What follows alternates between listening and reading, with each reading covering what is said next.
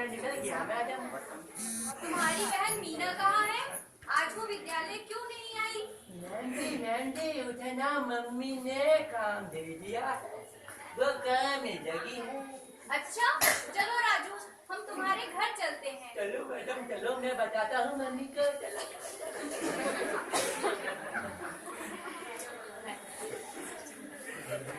अब राजू के घर का दृश्य आएगा।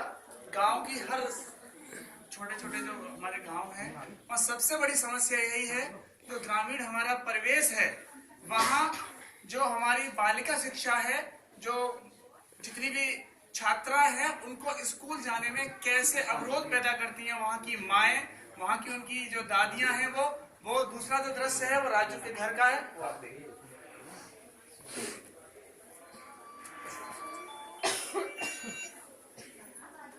अरे मीना क्या कर रही हो?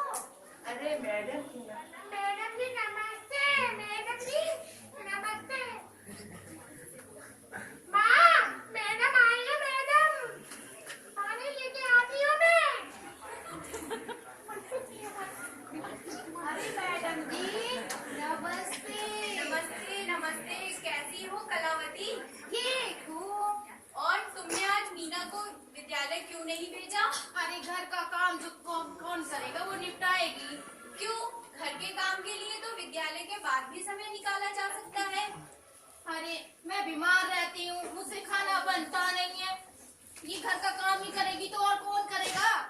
घर का काम तो बाद में भी हो सकता है, लेकिन लड़कियों के लिए शिक्षा भी बहुत जरूरी है। क्या तुम्हें इसकी कोई जानकारी नहीं? अरे बहन जी मुझे कोई जानकारी नहीं है।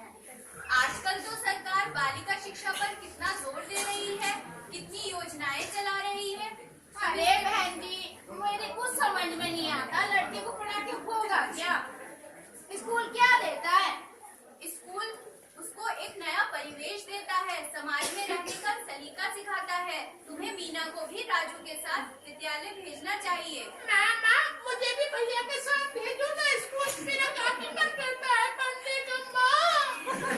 अच्छा मेरी समझ में आई, लड़कियों को भी पढ़ाना चाहिए।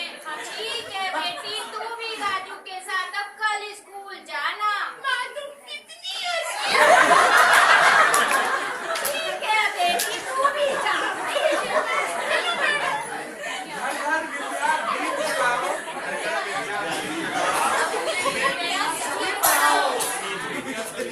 घर घर विद्या दीप जलाओ, घर घर विद्या दीप जलाओ, अपनी बेटियां सभी पढ़ाओ, अपनी बेटियां सभी पढ़ाओ। होगा तब यह राष्ट्र महान, होगा तब यह राष्ट्र महान। पढ़ेगा लिखेगा जब हर इंसान, पढ़ेगा लिखेगा जब हर इंसान। बेटी बचाओ बेटी पढ़ाओ, सब शिक्षा अभियान, सब पढ़ें